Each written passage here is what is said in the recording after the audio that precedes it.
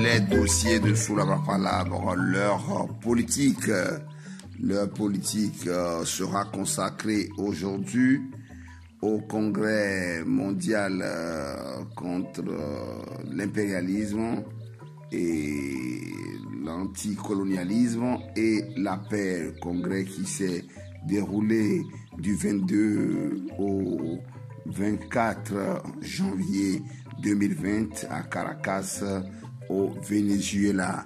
Nous avions pu rencontrer quelques participants venus des 4 coins du monde et ils nous ont donné leur impression.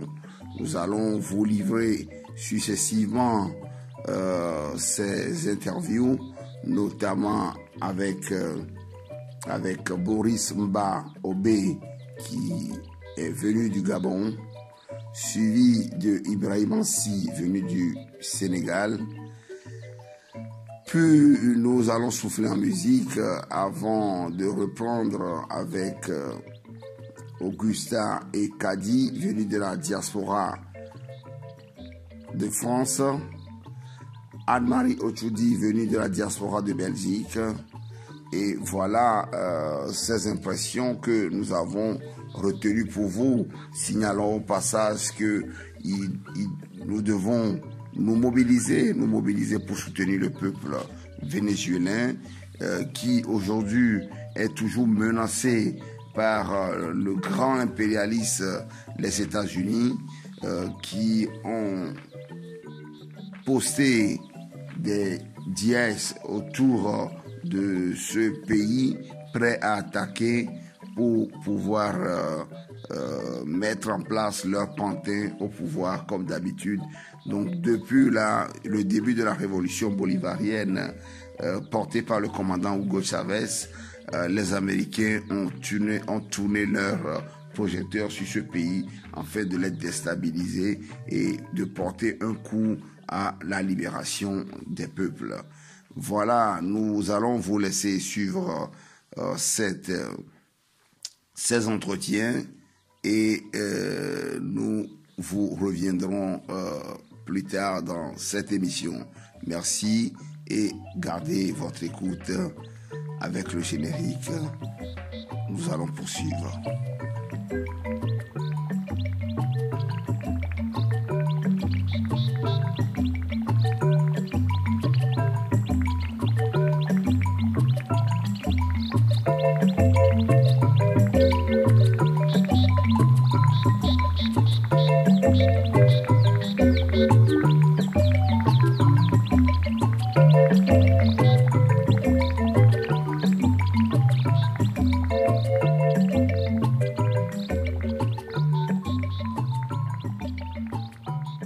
Bonjour. Votre organisation participe, l'ONG SOS Jeunesse participe à la rencontre anti-impérialiste, anticolonialisme à Caracas au Venezuela. Est-ce que vous pouvez nous parler de votre expérience depuis votre arrivée mardi à ce jour? Le colloque prendra fin demain vendredi avec l'intervention du président Maduro de clôture et samedi le départ des délégations. Vous êtes Boris Mbaoké du Gabon. Parlez-nous de votre expérience en ces quelques jours intenses d'activité autour de la lutte anti-impérialiste, anti-colonialisme. Déjà, merci pour cette interview. C'est pour nous, l'association SOS Jeunesse, c'est un honneur, un privilège d'être à Caracas, au Venezuela, pour participer à cette grande rencontre contre l'impérialisme, pour la vie, la souveraineté et la paix. parce que comme nous pensons que la jeunesse, donc la jeunesse africaine et gabonaise que nous représentons là est une jeunesse engagée, et les questions d'impérialisme et de colonisation sont des questions qui de plus en plus touchent nos sociétés. Nos richesses sont exploitées par certaines puissances occidentales, et dans ces exploitations, les populations africaines ne ressortent avec rien du tout. Nos gouvernements sont soutenus par des puissances occidentales, même si ces gouvernements ne sont pas approuvés par les peuples de ces pays. Donc pour nous, c'est un véritable privilège de venir au Venezuela, parce que Venezuela est un exemple des révolutions, révolution bolivarienne avec le commandant Hugo Chavez et tous ces grands hommes qui font face à l'impérialisme, et notamment le président actuel Nicolas Maduro, qui fait face à l'impérialisme américain. Donc pour nous, c'est vraiment un honneur. Quand nous sommes arrivés, comme le veut le protocole de l'événement, on a reçu nos accréditations, c'était le mardi 21 janvier 2020, et le lendemain, la cérémonie d'ouverture a commencé.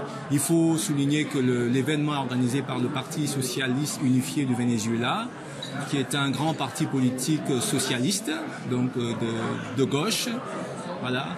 Et l'ouverture a été faite principalement par ce parti.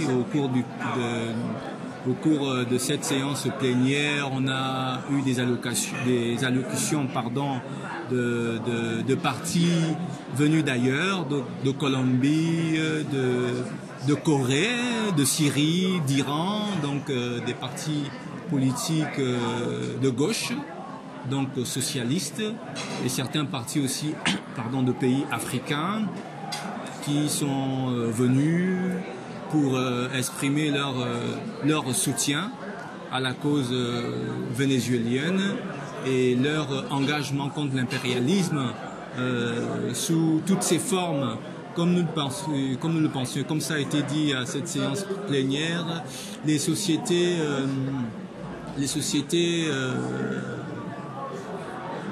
sud-américaines, comme c'est le cas actuellement, sont des sociétés qui souffrent d'un impérialisme américain. Vous savez le cas du Venezuela avec le blocus que le gouvernement américain fait sur ce pays. Tout simplement, c'est quand on regarde, c'est à cause du pétrole que regorge le Venezuela.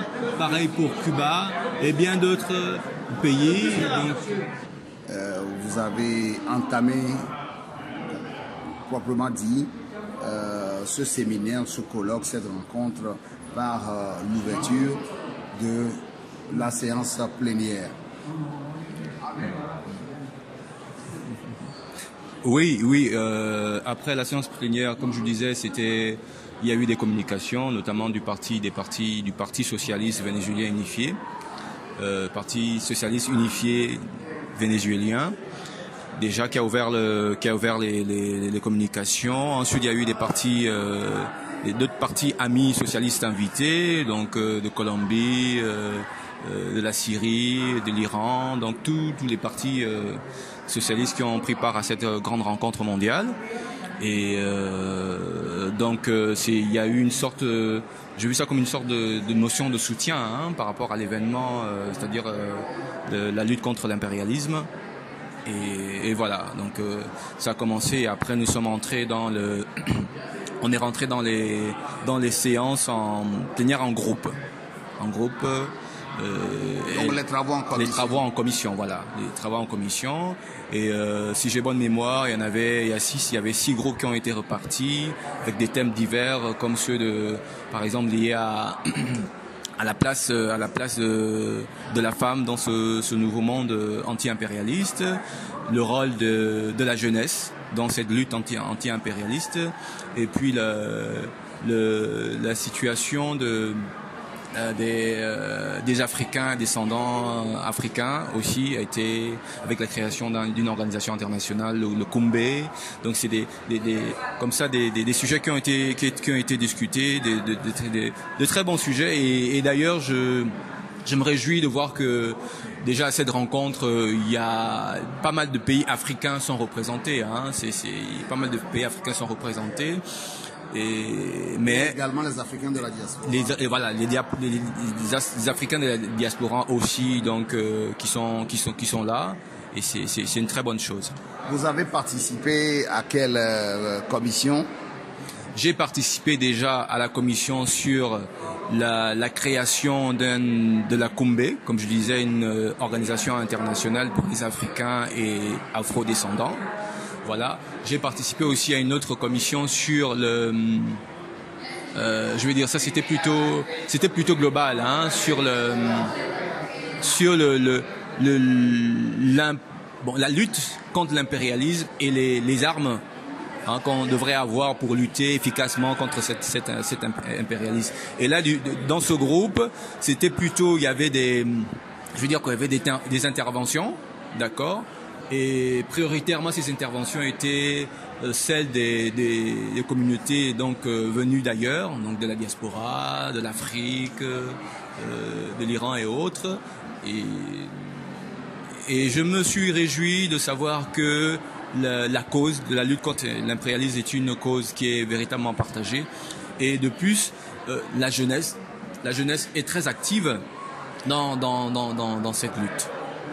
Oui, à la commission pour la création de la Kumbé qui est l'équivalent de Quilombo, le Quilombo où nos aïeux, les Africains esclaves dans les plantations, fuyaient vers une zone en forêt qu'ils ont appelée Quilombo, qui est l'équivalent Kumbé. Et ce Kumbé auquel vous avez participé aux travaux pour sa création au niveau mondial, qu'est-ce qui a été décidé et pourquoi créer le Kumbé? Déjà, comme décision, c'était la création, parce qu'on a voté cette création à main levée, donc la mise en place d'un secrétariat général qui sera occupé, comme les participants proposaient, que ce soit le pays d'accueil, donc le Venezuela, qui soit à la tête de cette organisation, dans le secrétariat général de la Kumbé. Il y a aussi la proposition d'instituts de recherche sur les Africains et afro-descendants. Il y avait ça. Et puis la mise en place, en fait, la Kumbé devrait être une organisation aussi où les Africains, pour être plus efficaces, les Africains et les afro-descendants, pour être plus efficaces contre la lutte de l'impérialisme, il faudrait créer un fonds de financement. Parce que la lutte contre l'impérialisme n'est pas seulement qu'une lutte de la rue, je veux dire des discours, il y a aussi le côté économique. Et vous savez sans doute que cet impérialisme, c'est surtout sur le plan économique que ces nations se battent pour arracher les ressources de certains pays africains pour la plupart, et puis de l'Amérique du Sud comme le Venezuela avec les États-Unis d'Amérique. Donc il faut que les pays africains, donc les Africains et les Afro-descendants s'organisent financièrement pour être plus forts, pour à leur tour financer tous les mouvements. Par exemple, là on est à une grande rencontre mondiale, il serait bien que les Africains et Afro-descendants organisent de telles organisations. Sinon, quand un pays organisateur autre que l'Africain le fait, il faudrait que la contribution des Africains et Afro-descendants soit importante pour vraiment peser dans l'échiquier de cette lutte contre l'impérialisme. Donc, est-ce qu'on peut rêver que demain, cette rencontre anti-impérialiste qui est organisée ici à Caracas soit organisée, par exemple, par l'Algérie ou par l'Afrique du Sud? Oui, peut-être, moi je dirais pas qu'on peut rêver, hein. Je dirais que ça doit être fait. Ça doit être fait, on doit sortir du cadre du rêve, mais de l'action, de la réalité. Et d'ailleurs, ce point a été discuté et que nous avons, je sais pas, une particularité avec les Africains, c'est le discours est quelque chose de prisé, je veux dire, chez nous. Mais il faudrait qu'on sorte un peu de ce cadre, il faudrait qu'on fasse plus d'action. Il faut sortir de la théorie à la pratique. Donc ce n'est pas un rêve, c'est dans les prochaines années. Un pays africain devra organiser une telle rencontre mondiale. Hier après-midi, après les travaux en commission, il y a eu une gigantesque, manifestation, un sitting avec la présence de Nicolás Maduro et de tous les participants à cette rencontre internationale anti-impérialiste. Qu'avez-vous retenu de cette rencontre et du message du président Maduro? Déjà, il faut rappeler que hier, nous étions le 23 janvier 2020 et je pense que 62 ans plus en arrière, c'était la date de la chute de la dictature au Venezuela.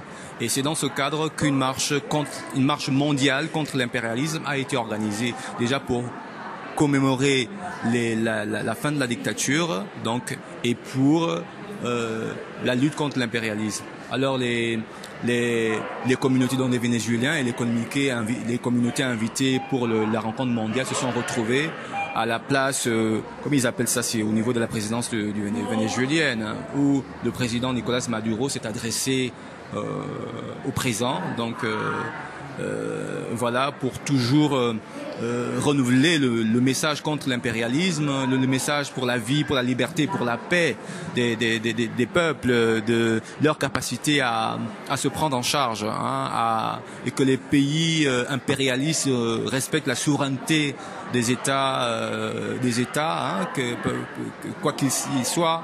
Donc, et le président Maduro a rassuré son peuple qu'il ne fléchira pas, parce que il croit en la démocratie, en la liberté des peuples de choisir leur destin, de prendre en main leur destin, et à la lutte contre l'impérialisme, parce qu'il n'est pas normal que les nations viennent s'accaparer, hein, librement des richesses qui devraient servir au peuple. Moi, en tant qu'Africain, hein, et Gabonais, cette rencontre, je l'ai trouvée géniale, formidable, inoubliable même, parce que déjà la forme, hein, voir un président de la République être aussi proche de son peuple, hein, de lui parler comme ça, c'était extraordinaire. Chez nous, c'est pas monnaie courante, sinon ça n'existe pas. Hein. Et je me rappelle d'ailleurs, lors de son allocution, il demandait, je pense, à la sécurité de libérer, d'ouvrir le portail pour que le peuple regagne sa maison, c'est-à-dire le palais présidentiel qui est la maison du peuple. Ça, c'est des détails, mais qui parlent. Et ça, c'était extraordinaire. Et je pense que la rencontre d'hier est, pour moi, hein, ça m'a grandement enrichi et ça servira pour les années à venir, pour les jours à venir quand je repartirai au Gabon, parce que ce que j'ai vu là, c'est véritablement un exemple de démocratie, de liberté et de maturité du peuple. Hein, maturité du peuple. Je pense que le peuple vénézuélien est un peuple mature qui sait où il va, qui sait ce qu'il veut et qui se donne les armes nécessaires pour lutter contre l'impérialisme, pour la vie, la souveraineté et pour la paix. Aujourd'hui, c'est la séance de clôture. Il y aura une plénière ce matin, l'après-midi, la clôture. Quel est votre état d'esprit pour vivre? Dans quel état d'esprit êtes-vous pour vivre cette journée, cette dernière journée? Ouais. Je suis satisfait de ce qui s'est passé jusqu'à là. Et puis, je suis satisfait de ce qui s'est passé jusque-là. Mais après, il y a un petit arrière-goût d'inachevé. C'est vrai que c'était 3 jours intenses de communication, de partage, hein, pendant les plénières et hors plénières, avec toutes les communautés et les délégués venus de par le monde. Donc, satisfait de ces 3 jours, hein, de passer à Caracas, Venezuela, pour la rencontre mondiale contre l'impérialisme. Et le goût amer, c'est ce que nous ferons de ce qu'on a reçu ici, après. Qu'est-ce que moi, en tant que Gabonais, j'en ferai une fois arrivé à Libreville, au Gabon? Et qu'est-ce que tous les autres délégués venus à Caracas feront de cette grande expérience, de cette grande richesse que nous avons reçue ici. Donc je suis tout à fait satisfait, sentiment de satisfaction et de mission accomplie, à cette rencontre mondiale contre l'impérialisme. Merci. Merci à vous. Bonjour Ibrahima Si. Vous venez de participer à ce grand meeting ici à Caracas, un rendez-vous des peuples et une rencontre riche pour l'ensemble des participants. Qu'est-ce que vous avez pu retenir de cette rencontre? Oui, merci M. Yves, c'est un grand plaisir de faire cette interview avec vous. D'abord, je remercie le peuple vénézuélien, en particulier le président Maduro, et en général également le Parti socialiste qui nous a invités pour prendre part à ce congrès de lutte contre l'impérialisme. Vous savez, aujourd'hui, nous sommes au XXIe siècle. Donc, il est temps à ce que les peuples soient libres, à ce que les peuples fassent une politique interne en collaboration avec d'autres pays au niveau extérieur. Ça va pas, il faut avoir une politique efficace, efficiente au niveau intérieur, tout en ouvrant ses portes vers le monde extérieur. Mais ce qu'on voit également aujourd'hui, c'est l'impérialisme qui ne dit pas son nom, c'est le néocolonialisme qui ne dit pas son nom également, qui est tendu vers un peuple autonome, indépendant, qui est le Venezuela, le président des États-Unis, Donald Trump, qui est en train de mener la guerre d'une autre manière au peuple vénézuélien. Donc on a vu, ils sont en train de faire des embargos. Souvent même il y a des malades alités qui n'arrivent pas à avoir des médicaments parce que tout simplement ils ont les moyens, le Venezuela a les moyens, ils ont le pétrole, ils ont des ressources naturelles. Mais souvent, parce qu'un pays c'est la coopération bilatérale ou multilatérale, ce sont les entrées et les sorties. Mais parce que si on ne produit pas des médicaments, et les médicaments doivent venir d'ailleurs, et si on les bloque, qu'est-ce que les malades doivent faire? Donc ça c'est un problème mon frère Yves. Raison pour laquelle aujourd'hui, moi aujourd'hui l'impression que j'ai, c'est-à-dire qu'il faut qu'on tend vers une autonomie radicale des pays avec l'ouverture qu'il faut pour pouvoir avoir une collaboration efficiente et un développement harmonieux. Donc aujourd'hui, moi je sens que le Venezuela a atteint son objectif par rapport à ce congrès qui a rassemblé 200 et plus délégués au niveau international et 400 au niveau national. Donc je pense que également le peuple a réitéré son attachement et sa confiance au président Maduro et aux institutions qu'il dirige. Et nous, en tant que jeunes panafricanistes, en tant que jeunes de la sous-région, l'Ouest africain, en tant qu'également des citoyens d'Africains, on ne peut pas faire fi ou bien croiser les bras devant une situation pareille. La raison pour laquelle nous réitérons notre soutien au peuple vénézuélien, nous réitérons également notre soutien au Parti socialiste, nous réitérons également notre soutien et notre affection indéfectible au peuple vénézuélien à sa jeunesse. Oui, vous avez parlé de l'embargo par rapport au Venezuela. Nous savons que Cuba a été victime pendant plusieurs décennies de cet embargo, tentant à noyauter, à affaiblir la révolution portée par Fidel Castro au Cuba. Est-ce qu'aujourd'hui, le Venezuela risque de faire le même chemin que Cuba?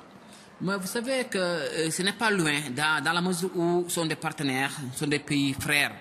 Vous savez, aujourd'hui, vous avez entendu le discours du président Maduro. Dans son discours, dans chaque 5 minutes, il parle du Cuba, il parle de Fidel Castro. Donc, ce sont ses références, ce sont ses repères. Donc, ceci n'est pas exclu. Mais peut-être il y aura notre manière de faire cet embargo qui est différent. Parce qu'aujourd'hui, les pays, ils ont ce qu'on appelle des alliés. Aujourd'hui, le Venezuela est trop proche de la Russie. Il est trop proche également de la Chine. Donc, malgré cet embargo, il n'y aura pas des conséquences lourdes, contrairement à ce que le Cuba a vécu à l'époque. Parce que le Cuba s'était fermé et s'est replié à lui-même en tant que pays. Mais également, la sens, ou bien le contraire, ou bien la différence que cela peut susciter entre le Cuba et le Venezuela, c'est-à-dire l'ouverture du Venezuela vers d'autres pays, tels que la Chine, tels que la Russie.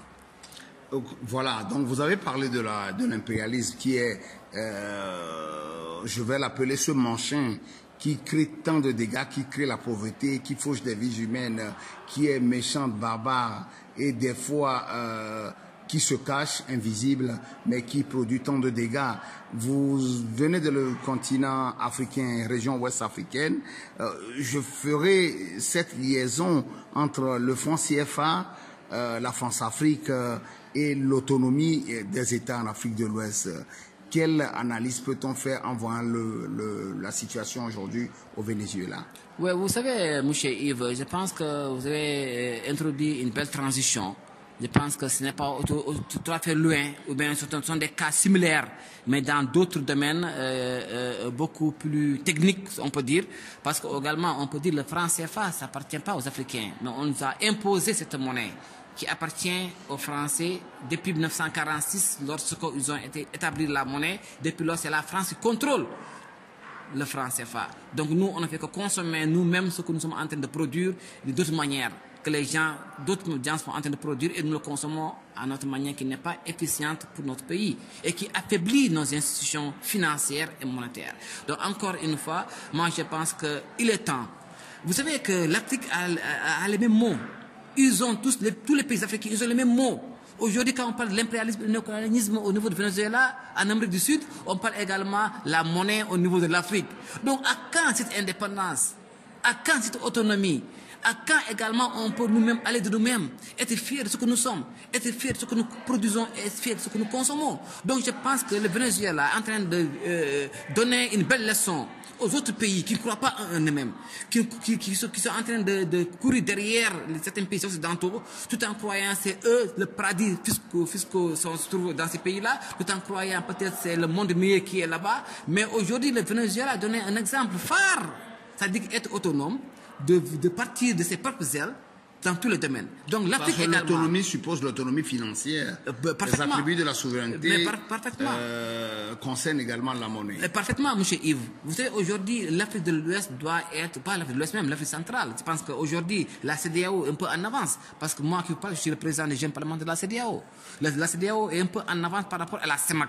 Donc, essayons de ne pas traîner les pieds, que la CEMAC, la zone CEMAC, la zone CEDEAO réunissent leurs forces motrices et matrices pour ensemble voir comment ils peuvent avoir une monnaie unique pour l'Afrique, qui sera une fierté des Africains.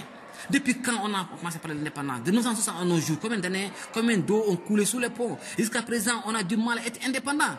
L'indépendance, comme tu viens de le dire, ce n'est pas seulement être autonome administrativement, mais l'autonomie financière fait partie de l'indépendance, mon cher M. Yves. Donc, encore une fois, il est temps à ce que cela suscite une réflexion, comme le peuple est en train de le faire. Chez nous également, qu'on le fasse d'une autre manière, que ce soit au Bénin, que ce soit à Abuja, que ce soit au Sénégal, que ce soit encore au Burkina Faso, un peu partout, j'en passe, qu'on fasse des réflexions pareilles pour pouvoir également trouver une solution par rapport à nos mots. L'Afrique a le même mal, l'Afrique a les mêmes mots. Encore une fois, essayons de mettre tout pour qu'on s'asseye et trouver, diagnostiquer le mal africain. Diagnostiquer le mal africain, ça sera impératif, mais la monnaie unique éco-sous-régionale, parce qu'il y a un projet de monnaie unique éco qui circule, est-ce que vous y croyez? Oui, vous savez que toute chose a un début. Il faut que les gens acceptent de poser des jalons et qu'il y ait des gens également qui acceptent de faire des sacrifices par rapport à cela. Chaque fois qu'on spécule, nous, on ne va pas sortir de ces tables rondes-là. Il faut aller au-delà de ces spéculations, essayer de maintenant mettre les actes concrets. Je pense que moi, je ne suis pas contre, et je suis optimiste. D'ailleurs, de l'optimisme béat, comme quoi qu'il faut faire circuler la monnaie éco. Il est temps à ce qu'on fasse circuler cette monnaie. Et après, les gens vont prendre goût, habitués à ça. Mais les populations ouest-africaines et certains gouvernements anglophones ne sont pas contre l'éco, mais c'est plutôt la situation juridique autour de l'éco et la technique qui doit arrimer l'éco qui pose problème. Mais écoutez, M. Ivo, moi je pense que celui qui veut peut faire quelque chose. Les problèmes juridiques, ou bien les problèmes relatifs à ce que vous êtes en train de soulever peuvent avoir la solution au sein d'une discussion. Je suis d'accord, mais il y a un problème. Mais c'est quoi cet accord-là? Je suis d'accord de vous donner ma tête, mais je tire ma langue. Ça, c'est quoi cet accord-là? Donc la France peut garantir l'éco. Non, ça veut dire qu'il faut que l'Afrique elle-même garantisse l'éco au lieu de penser à la France. On ne peut pas dire qu'on ne peut pas être autonome financièrement et retourner parler de la France encore. Cette France-là qui nous a tués, cette France-là d'hier-là, et aujourd'hui-là, qui est en train de nous tuer. Donc vous voulez la monnaie éco garantie par les États africains eux-mêmes? Eux-mêmes, ce qui est important, mais c'est comme si c'est de la répétition. Si aujourd'hui on dit que, voilà, que le CFA est là, c'est le pays occidentaux qui garantit cela, c'est la France. Aujourd'hui on fait notre propre monnaie, on dit encore c'est la France. Mais à quand la France doit sortir de nos affaires personnelles, mon frère Yves? Donc encore une fois, il est temps à ce que les Africains croient en eux-mêmes. Il faut être optimiste par rapport à ça. Il faut être dynamique, convaincu et déterminé dans le combat. Et je pense également, il faut que cet État-là qui sont en train de traîner les pieds là, ils n'ont qu'à se mettre sur les rails des autres présidents. C'est comme si un ballon ou bien un fil, chacun tire de son côté. On ne peut pas. Et ça ne fait qu'affaiblir nos institutions et renforcer l'ennemi. Et quand je parle de l'ennemi, c'est la France en miniature, mon frère. Donc, encore une fois, il faut que nous sachions ce que nous voulons et là où nous allons. Je pense que c'est ça. Oui, avant de terminer, comme on est sur l'Afrique, l'Afrique doit savoir ce qu'elle veut faire, où est-ce qu'elle va. À Caracas, ici, nous avons vu que nous sommes en 2020 à un tournant important de l'humanité tout entière et la jeunesse vénézuélienne, la jeunesse sud-africaine, la jeunesse du monde, la jeunesse des peuples était ici à Caracas. La jeunesse africaine, quelle est sa part aujourd'hui dans ce changement qui pointe son nez à l'horizon?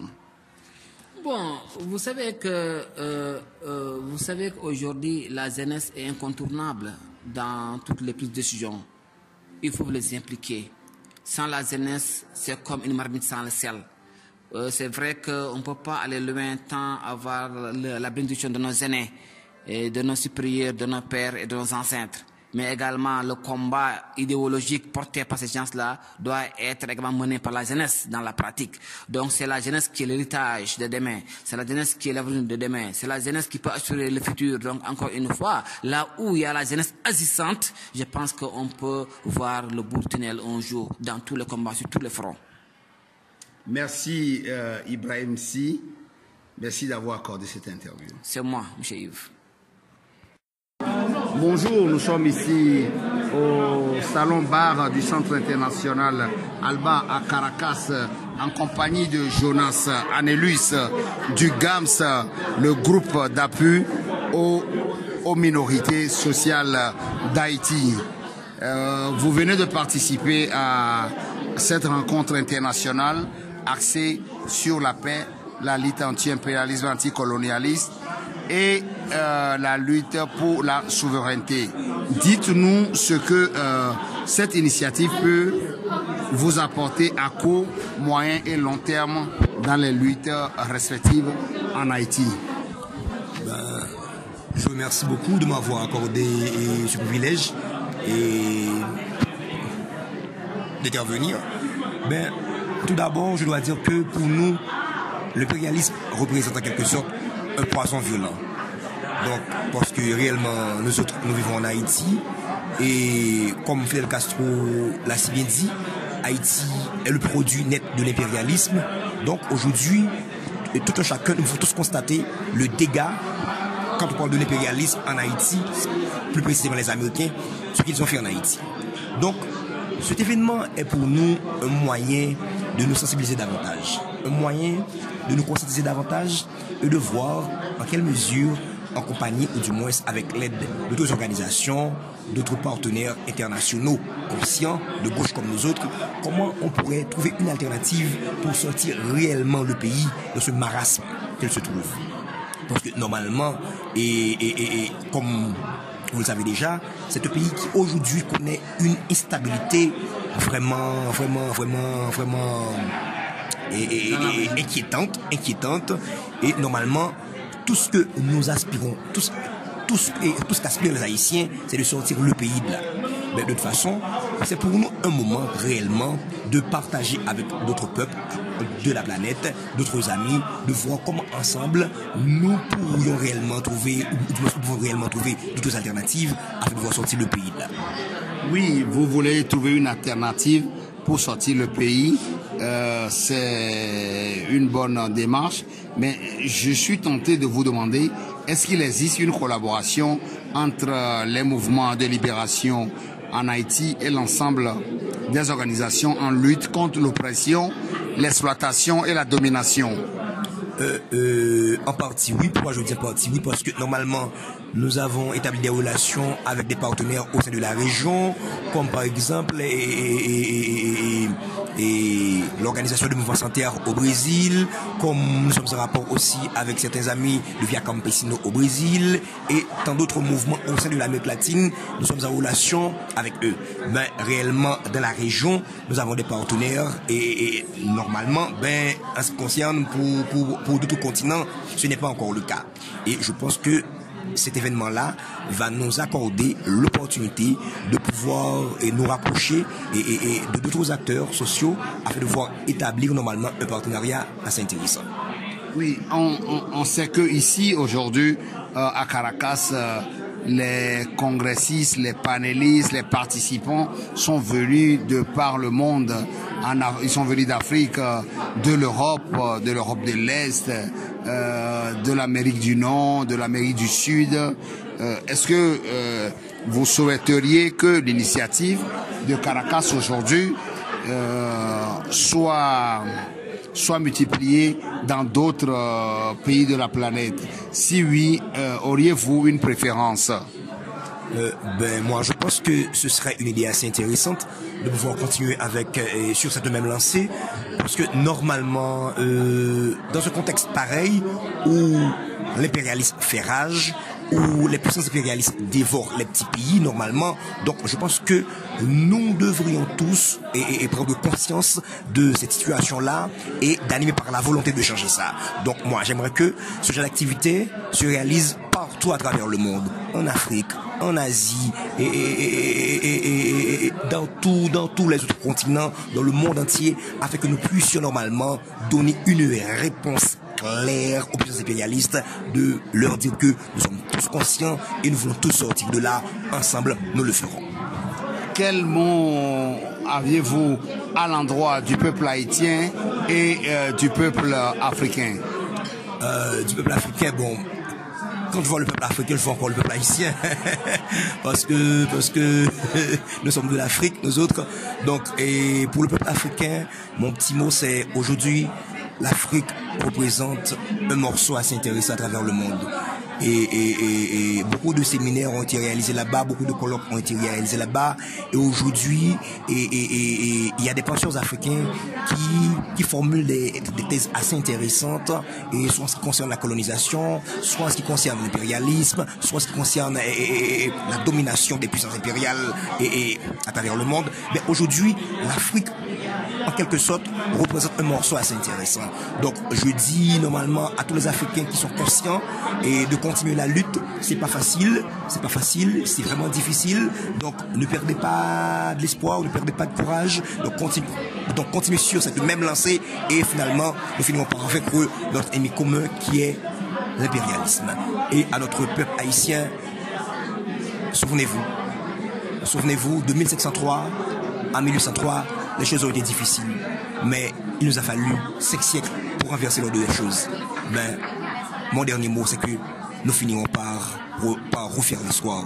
Donc on refera l'histoire, nous finirons par sortir du joug impérial.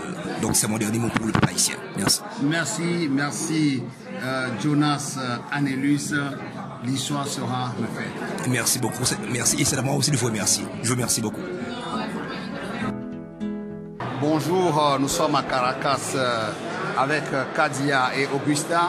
Vous venez de participer à ce grand forum anti-impérialiste au Venezuela, que je qualifie de pays avant-gardiste en matière de lutte anti-impérialiste. Vous êtes ici à Caracas à cette rencontre. Finalement, selon vous, c'est quoi l'impérialisme et qui est-il? L'impérialisme, ce sont les pays occidentaux et les États-Unis qui essaient de dominer, qui dominent souvent les pays dits du tiers-monde et qui les oppriment, qui les exploitent, qui continuent à les piller et qui soutiennent des dictateurs contre les peuples qui essaient de se libérer. C'est ça l'impérialisme. Et en l'occurrence, pour le Venezuela, ce sont les États-Unis qui essaient de déstabiliser ce pays qui mène une expérience tout à fait riche, notamment pour répondre aux besoins du peuple vénézuélien et à la construction du pays. Oui, avec Kadia, On sait que l'impérialisme, on indexe souvent les pays avancés. Vous avez cité les États-Unis pour ce qui est du Venezuela. Parfois, on parle d'autres grandes puissances. Est-ce que finalement l'impérialisme est si fort? Je pense que oui. L'impérialisme est fort et il frappe très fort. Ce n'est pas seulement, je pense, une question de nombre. Ce n'est pas une question de nombre de pays qui impactent sur nos pays, mais c'est l'impact d'une puissance sur un pays. C'est-à-dire qu'un pays, il peut détruire un gouvernement impérialiste peut détruire un autre État ou 10 États à lui seul. Donc pour moi, c'est même pas une question de nombre, c'est vraiment la puissance de frappe de l'impérialisme qui est à bannir, enfin qui est dangereux, quoi. Oui, vous venez de mettre le doigt sur un élément important. Une puissance impérialiste peut détruire plusieurs pays, mais des fois, on assiste aussi à une coalition de puissances impérialistes. Et face à cela, qu'est-ce que les États en face peuvent-ils faire? Face à cela, les États en face, ils doivent prendre exemple, c'est-à-dire s'allier aussi entre eux pour pouvoir lutter. Un pays ne peut pas lutter seul. Et plus on est, mieux c'est. Je pense que si on part sur cette matrice-là, on s'en sortira. C'est sûr qu'il faut lutter et il ne faut plus essayer de négocier, il ne faut plus essayer de proposer, il faut agir, il faut se battre et c'est la seule manière de lutter contre, en tout cas, et d'essayer d'avoir moins d'impact, moins de pression sur nos pays et de mieux avancer. Oui, vous venez de dire qu'il faut agir. Aujourd'hui à Caracas, on a vu une jeunesse très dévouée, très engagée. Vous-même, vous êtes jeune. Que peut apporter la jeunesse à cette lutte de libération? La jeunesse, en fait, la jeunesse pour moi, elle est utile dans plusieurs sens. C'est-à-dire que ce soit intellectuellement, elle peut apporter de nouvelles choses, de nouvelles idées, que ce soit même au niveau physique. C'est-à-dire que on veut lutter, on n'attend que ça.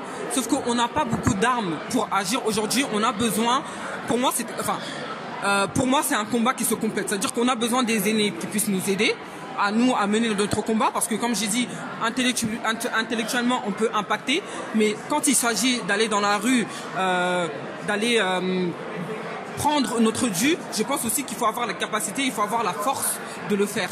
Et donc je pense que la jeunesse aujourd'hui, c'est ceux qu'on peut entendre, c'est eux qui peuvent se faire changer la chose. C'est-à-dire que quand ils tapent du poing en disant que nous voulons ça, sinon il n'y a pas d'autre solution, nous voulons ça, c'est notre avenir qui est en jeu, on doit les écouter et je pense qu'on va les écouter.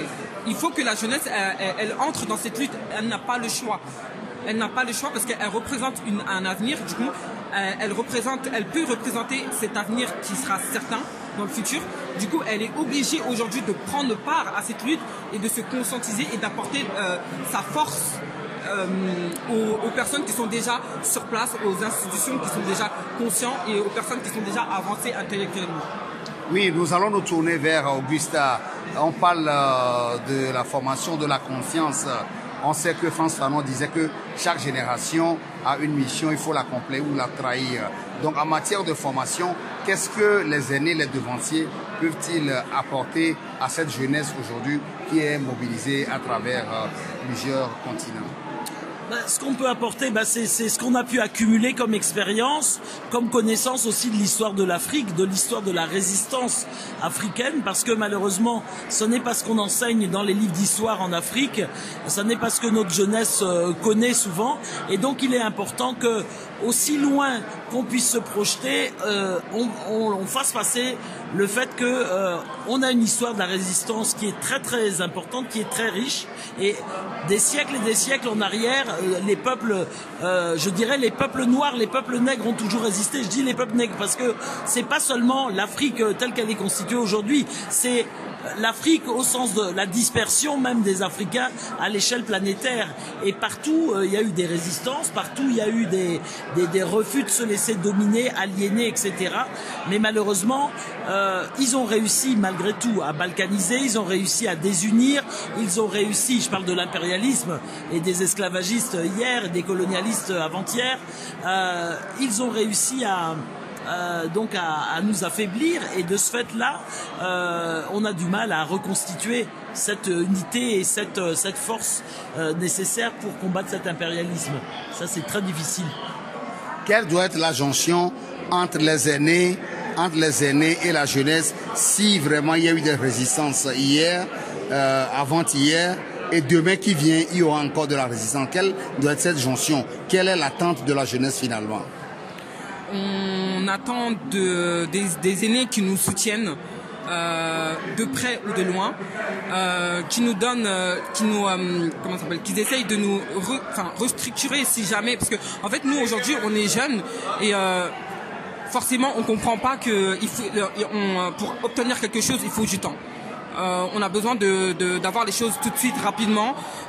Souvent on prend des décisions qui sont pas forcément les bonnes, et du coup on a besoin des aînés pour nous dire ah non, là c'est pas comme ça, vous devez faire comme cela, vous devez faire ceci. On a besoin qu'ils nous recadrent, parce que justement on manque de cadrage justement dans notre lutte à nous-mêmes, et du coup tous les éléments nécessaires qui peuvent nous aider. Votre point de vue serait le mieux venu. On sait que le système capitaliste et impérialisme international essaie de dominer les gens psychologiquement à travers de nouvelles outils sur le terrain, l'individualisation des gens, la perte des combats collectifs. Que peut-on faire face à cette jeunesse qui parfois se laisse égarer par tous ces éléments que l'impérialisme met à leur sol pour les distraire? Moi, je pense qu'il y a déjà la connaissance de l'histoire, porter à la connaissance des jeunes l'histoire des luttes des peuples partout dans le monde. Les peuples se battent, les peuples arrivent à conquérir des droits nouveaux, à se libérer des chaînes de la domination, et c'est toujours grâce à la lutte, grâce au travail, à l'organisation collective que on arrive à ces objectifs-là. Donc c'est important de montrer qu'à travers l'histoire, sous tous les cieux, dans tous les continents, c'est grâce aux luttes, à la lutte collective, que les peuples arrivent à se libérer, à avancer et à conquérir de nouveaux droits, et à faire en sorte que des pouvoirs politiques qui puissent répondre à leurs besoins et à leurs attentes soient au pouvoir. Et ça, je crois qu'au travers de l'accompagnement ou du témoin qu'on essaie de transmettre aux jeunes, il faut leur faire connaître cette histoire, et il faut aussi cheminer avec eux. Je crois qu'il y a des tas de combats communs qu'on peut mener avec les jeunes, et leur montrer qu'à chaque fois qu'on se met ensemble, on arrive à avancer plus vite, on arrive à créer de la solidarité, on se sent moins seul, on est moins écrasé psychologiquement, on est moins déprimé, parce que on est dans un monde qui est parfois très déprimant. Et du coup, ça donne de la force, ça donne de l'énergie, ça donne de l'espoir. Et je crois que toutes les luttes dans lesquelles on peut se retrouver aux côtés des jeunes, il faut qu'on soit à leur côté et qu'on donne l'exemple. Il faut aussi qu'on donne l'exemple nous-mêmes. Qu'on ait aussi des fonctionnements, qu'on ait une théorie en lien avec notre praxis, parce que c'est pas toujours le cas. Et évidemment, quand c'est le cas, on sert d'exemple, on sert un peu de boussole. Oui, Kadia, quel est ton message à l'endroit de la jeunesse depuis Caracas? Alors mon message pour la jeunesse, j'appelle à toute la jeunesse africaine, à toute la jeunesse afrodescendante à prendre part à la lutte, à se mobiliser, à se rapprocher au pire des structures qui permettent justement de comprendre l'enjeu actuel des pays comme l'Afrique, comme le Venezuela. J'appelle vraiment les jeunes à se tourner vers les personnes adéquates pour, si par exemple ils ne sont pas conscientisés, à se tourner vers eux et à apprendre de leur histoire, à apprendre d'eux-mêmes. J'appelle ceux qui sont plus conscients à prendre part à la lutte, à se mobiliser très fortement, aujourd'hui plus que jamais, et de ne jamais lâcher jusqu'au moment où on libérera vraiment toute l'Afrique et tous les afrodescendants, tous les pays qui en ont besoin. Voilà. Donc voilà, on ne lâche rien, on ne lâchera pas. Merci. Merci. Alba international à Caracas.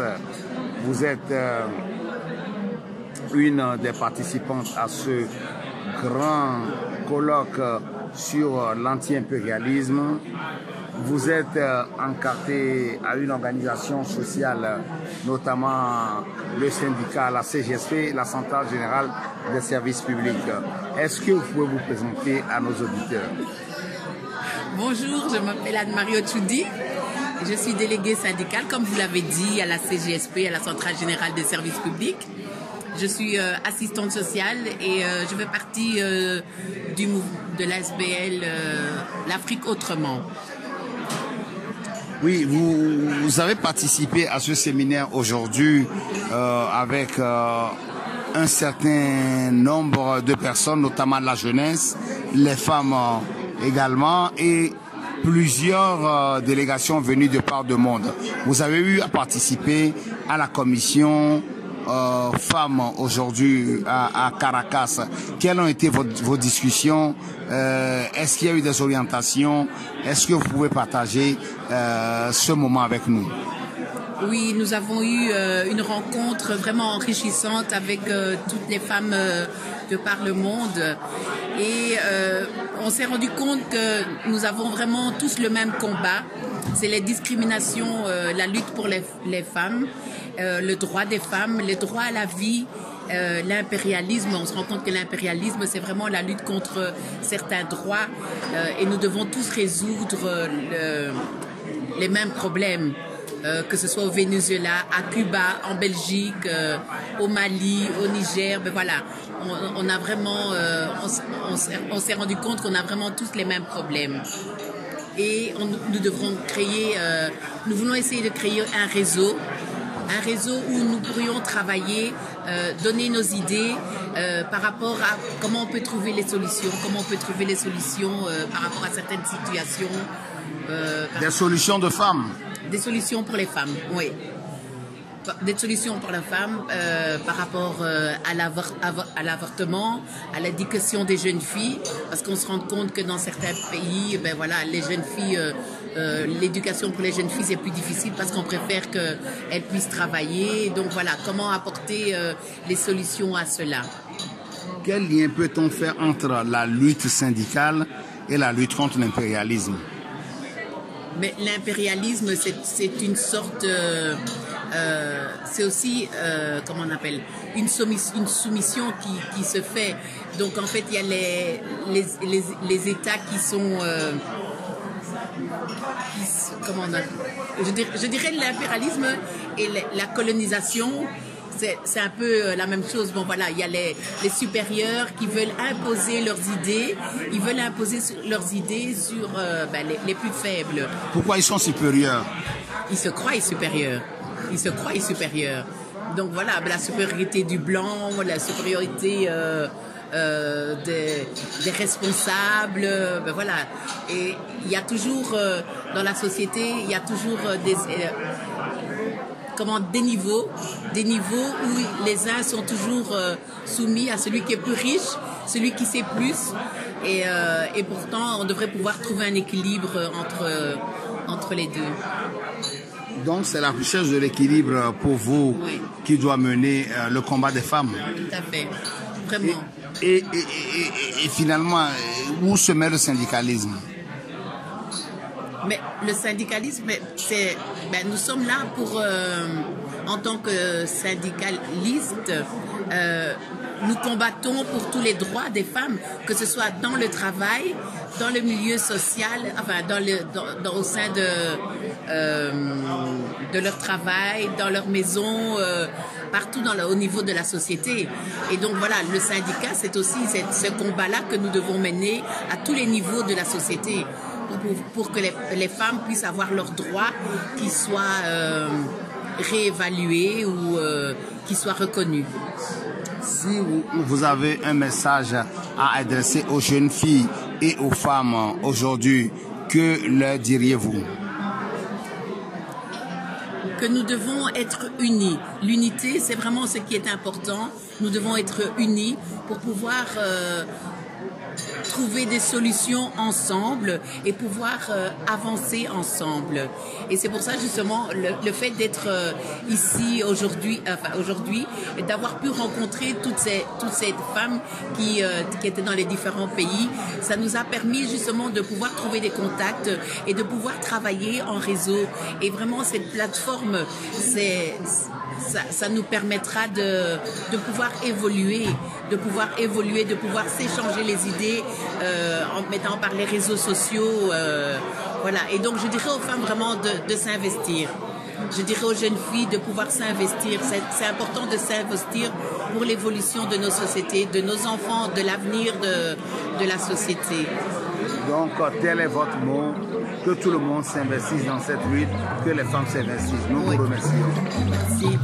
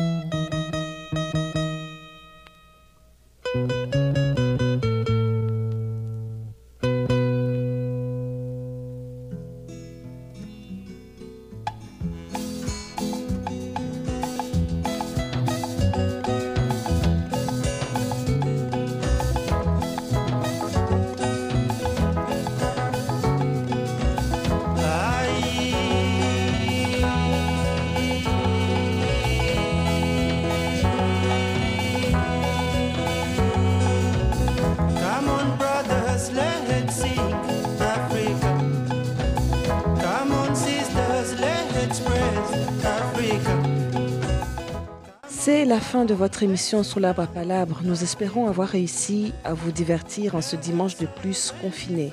Nous vous retrouverons dimanche prochain et d'ici là, surtout, restez chez vous.